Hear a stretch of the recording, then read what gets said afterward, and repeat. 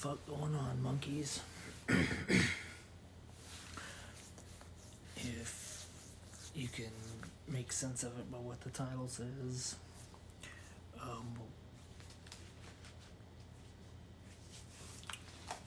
we are going to be talking about obviously No Way Out 2002 and some of the events leading up to that. So, as you guys, a lot of you may know, I've been doing the best I can to try to catch up on the never-ending storytelling, on the never-ending story that is professional wrestling across all platforms. So to catch you guys up to where I'm currently at with all of my watching, I'm in 1997 with WCW, like Nitro, and what I'm doing there is I'm watching WCW Nitro, and sometimes the Thunders, but it doesn't, Peacock doesn't have all of them, so it's typically Nitro and the big pay-per-views, from I'm trying to watch all of those, because every single one of them, especially from late 96 to I don't know, 99 in my opinion, but on the the TV rating scale, in real life, for 83 consistent weeks, Nitro had better ratings and shit than Monday Night Raw. So I'm trying to go back through and learn all my history and because I've always been a big fan of the NWO and all the heel factions and stuff like that. But going back and watching all this stuff is new to me. Watching I mean, there was clips and stuff, you know, and certain videos you'd see on YouTube or what have you, and just for whatever reason I was always watching other stuff, and I didn't really ever try to time management, you know, myself to be able to watch Nitro and Raw. Currently while I'm doing this, I would just watch start on one and just watch as many as I can. So moving from WCW to WWF, it still is at the time. I'm in 2002. No Way Out, I guess, is in January or February. I'm gonna clarify that really fast. Because we're watching, so what I'm doing with WWF, because all of them are on Peacock, I'm watching Raw, SmackDown, and the pay-per-views. And before you ask, oh, how are you fitting all that into your schedule as you're doing all these videos and stuff too, I'm getting the main gist of, I'll give you an example. The average episode is say 1 hour and 23 minutes. I'm not gonna watch every single minute and second. It's not gonna happen. I'm gonna start it, I'm gonna skip the intro, and 9 out of 10 times I'm gonna skip the weekly recap, because every week there's if something big happens on Monday, then on Friday when you go to SmackDown, they're going to recap Monday, and then when you get to Monday again, they're going to recap Monday and Friday. So I can skip 5-6 minutes here, and then if there's a match that I'm not really super interested in, or promos is where I'm at.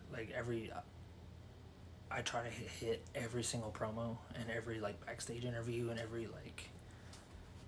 everything that's not the matches to make up for what I skip. And because that's where I really need to progress my character and stuff, is getting really good on promos and stuff like that. So I love watching watching those, and lately what I've been doing. So I'll catch you up. I know I'm kind of going all over the place. And I was gonna tell you what. Okay, yeah, new NWO. This Monday Night Raw. So it's February 18th and February 21st of SmackDown that are my next episodes there. But like I said, as the video says, we're currently on No Way Out 2002. And speaking of that, let's go ahead and I'm going to dive right into it. And it said,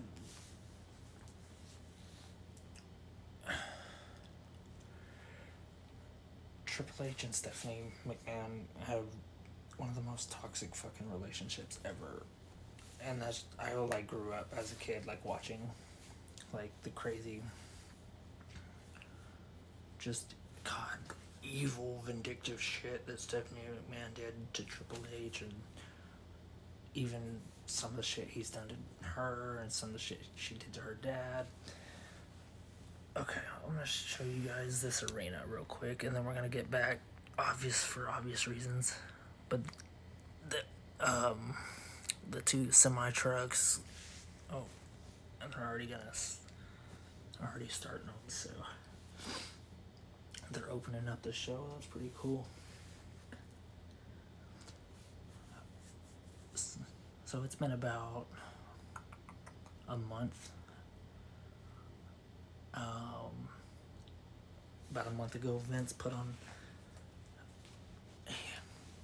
He had a promo, and he was like, he cut into the show like 5 times talking about like he's gonna do something to WWF that like he's gonna regret. He's like, everybody's gonna regret it, and it's gonna be. And then like at the end of the show, it showed him sitting in a chair with like the NWO letters spray painted on the back of it, and so he like went berserk, and McMahon was all like, I'm bringing the poison to NWO, because let me backtrack a little bit real quick too, because currently where we're at in what's going on storyline wise is obviously the NWO is like, it's their first the first showing of them since let's go back to 2001, like the invasion when McMahon bought WCW.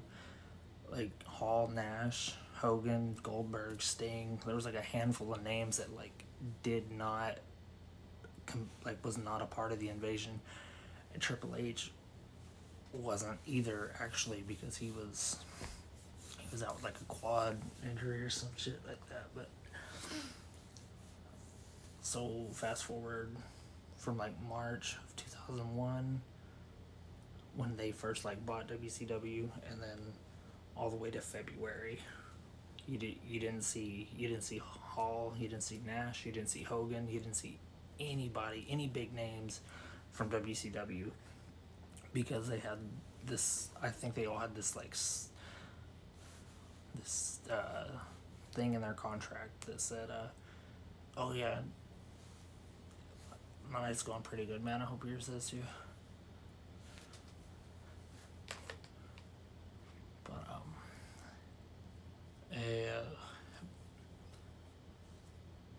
something in their contract where they didn't have to appear because they,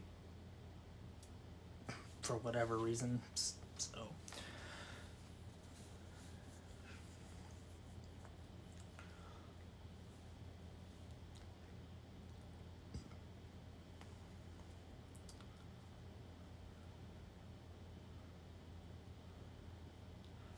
this is, so the next night on Raw, I know they're gonna set up Rock and Hogan for WrestleMania 18.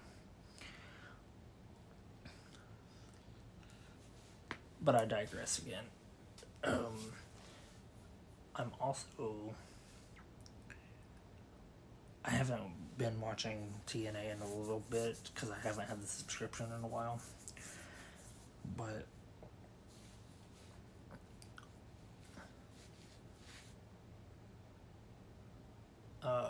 I'm in. I was trying to think for a second. I'm like at the end of 2003, early 2004. I could be wrong. I think I'm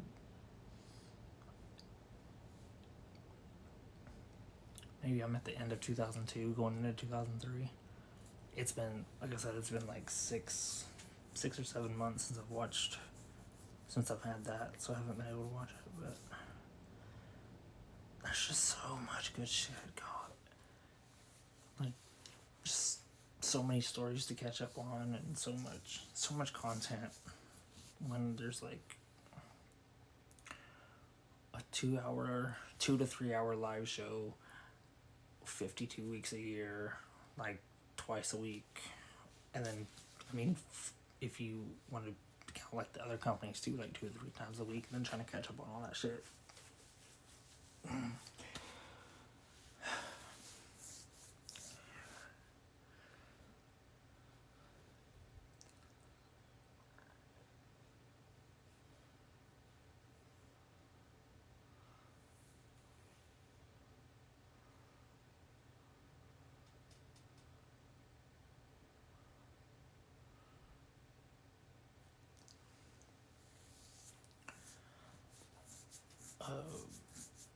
I think that was really all I wanted.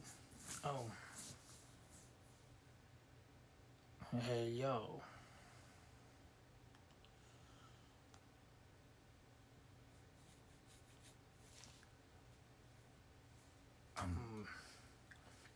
I'm trying to manifest this shit into reality, but if I can not be a jackass with my increments over the next like 2 months, and I do everything I need to do, put the increments I need to put where they need to be put, to like pay things that need to be paid, and save what needs to be saved, and if I can get all the shit figured out with my ID and get everything switched over that I need to get switched over to me so I can get an ID. If I can do all that in 2 months, then I'll be able to go to WrestleMania 40.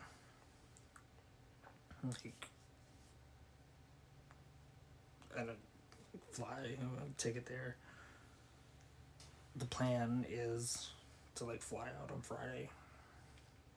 It's like the 6th and the 7th. So my plan is to like fly out anytime Friday. I would like to work, if I could, like work like a morning shift, hopefully on Friday, get off, have my plane like get me there. I don't know, because I want to try to be like as Jewish as I can with the trip. Like if I can make it happen, I don't want to go all out just because I don't want to spend all that money like on like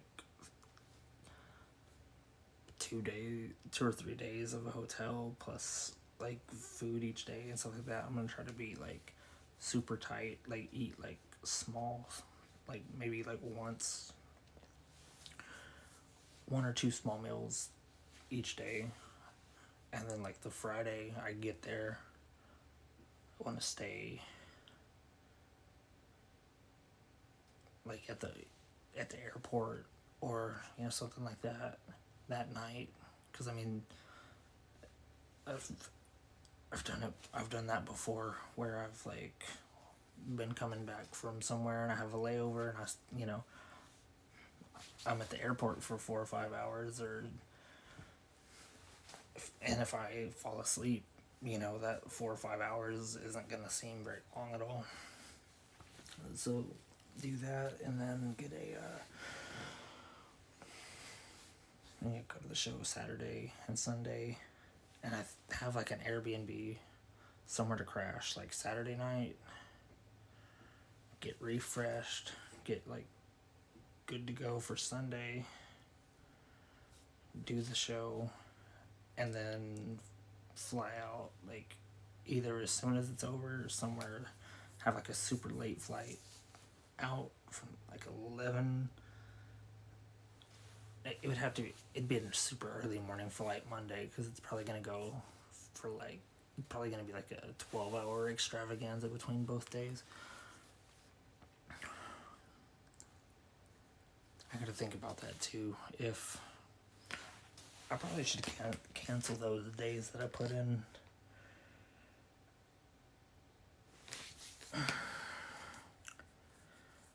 I don't know. If all else, I have like, I requested 4 days off to make everything happen. But the more I think about it, I may only want to actually go for 1 day. So, because like being like, I mean, it's like anything you do. Like, imagine being like at a football game or a basketball game or a concert or anything like that. Like, you're gonna have to be like energetic and have this type of like this excitement for X hour for like 6 hours a day each day. So that is kind of a lot to put myself through when I'm not really used to situations like that. But I also need to get ready for situations like that because before too long that's gonna be a normal. Like, I'm gonna be getting paid to be at events like that.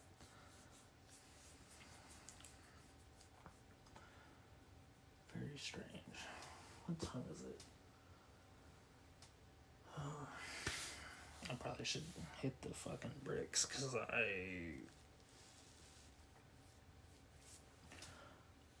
get up here in a few hours.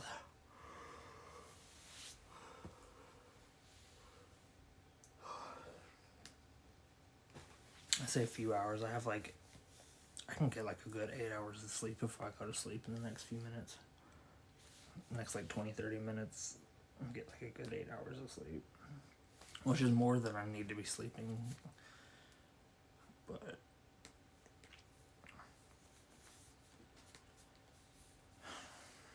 I'm going to be putting myself through the ringer and kind of have been already. Like, walking, it takes 59 minutes exactly to get there. So essentially a 2-hour walk each day, plus like working like my 8-hour shift.